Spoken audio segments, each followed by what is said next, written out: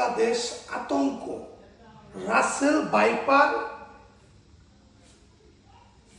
এই সাপটির কারণে সারা পৃথিবীতে এই সাপটি দ্বিতীয় স্থান অধিকার করেছে। এই সাপের কামড়ে শরীর পচন ধরে এবং যাকে কামড় দেয় সে মৃত্যুবরণ করে। এই সাপ বাংলাদেশে ঢুকে পড়েছে নদীপথে ইন্ডিয়া হয়ে।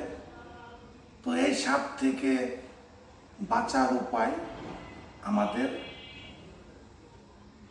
বাড়ির আঙিনা, উঠান, ঝোট, ঝাড় এসব পরিষ্কার রাখতে হবে এবং দ্রুত 30 থেকে 50টি বাচ্চা প্রসব করে। ডিম পারে না এই সাপে, ডাইরেক্ট বাচ্চা প্রসব করে। এই সাপে কামড় দিলে মৃত্যুবরণই করে মানুষ। তো যাই হোক, এই সাপ থেকে আমাদেরকে আল্লাহ পাক রক্ষা করুক।